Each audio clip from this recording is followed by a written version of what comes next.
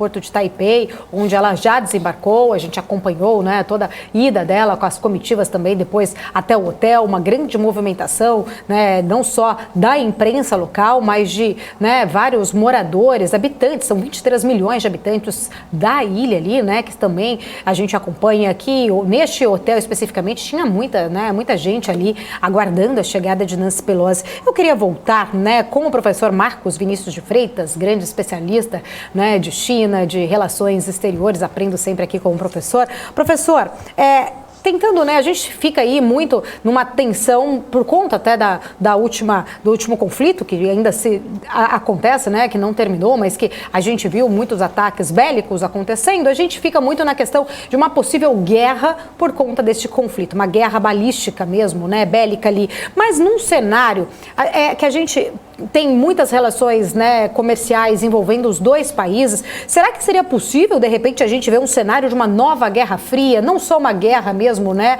bélica, mas uma Guerra Fria mesmo em relação aos termos mais comerciais que envolvem os dois países? Vê só, a gente usa muito o termo Guerra Fria, viu, Paula? Mas vamos lembrar aqui que a situação da China é muito diferente daquilo que você tinha na Rússia. Até por causa dos números, né? Se você pensar, a população da União Soviética nunca chegou perto de ser aquilo que é a população chinesa e nem houve este casamento que você tem aí da China com o mundo, né? Na questão da produção global.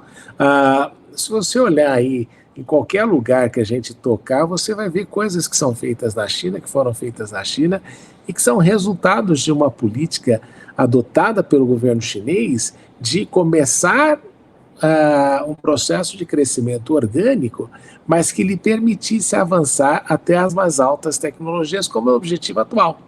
Não é? Nós sempre nos lembramos do produto chinês como aquele produto ruim, de má qualidade, tudo isso, e hoje em dia você já não pode dizer a mesma coisa, até porque muitas das coisas que a gente usa, altamente sofisticadas, são feitas na China.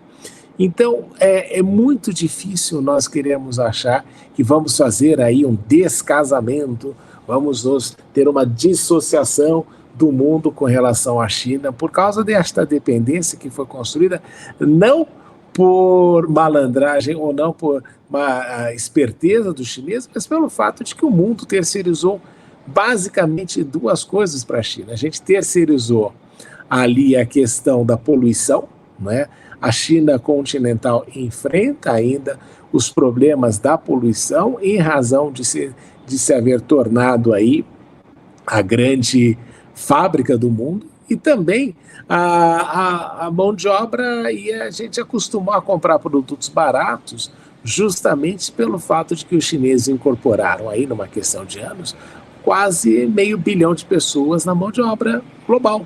Isso fez com que o preço dos produtos baixasse. E hoje em dia nós nos acostumamos também, em razão da descartabilidade das nossas sociedades, nós nos acostumamos a trocar os produtos de 2 ou 3 anos, 4 anos. Ninguém imagina ficar com um celular, usando o mesmo celular ou a mesma televisão durante 10, 15 anos, como se fazia no passado. Então, isso é importante porque os chineses são um elemento essencial deste processo que foi importante para eles crescerem, vendendo produtos baratos, mas ascendendo e também fazendo com que os produtos que antigamente eram muito caros passassem a ficar mais baratos também. Eu sempre me lembro que quando você ia comprar uma televisão, era um investimento enorme que uma família fazia. Quando você ia comprar uma geladeira, era um investimento enorme que uma família fazia. E hoje em dia isso diminuiu substancialmente justamente pela queda e pela participação da China dentro desse contexto.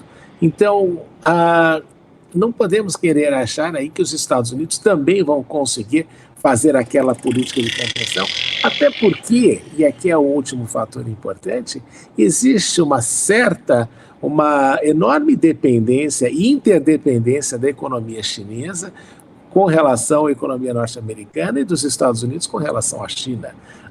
Os Estados Unidos também são grandes compradores de produtos chineses. A China também é uma das grandes compradoras de produtos norte-americanos. Inclusive, este era o objetivo do presidente Donald Trump, aumentar aí a relação comercial entre os dois. E também, e aqui não podemos esquecer, os chineses constituem aí uma importante fonte de recursos para o financiamento da dívida norte-americana. Então, é por essa razão que fica difícil, eu sempre falo, existem muitas viúvas que a Guerra Fria deixou, intelectualmente falando, que querem reproduzir aquilo, mas aquele cenário pós-Guerra Fria é completamente alheio àquilo que nós temos hoje em dia nesta situação da China e dos Estados Unidos e também das relações internacionais. Até porque a China consegue aí e tem conseguido, aos poucos, construir um sistema, não paralelo, mas um sistema que também tem atraído a atenção do mundo, como o Banco de Investimentos da China, o Banco do BRICS e por aí vai. Então, quando a gente fala de Guerra Fria, a gente vai voltando naquela mentalidade pré da União Soviética e o cenário, nesse aspecto, é bem diferente. E agora, com Daniel Morales,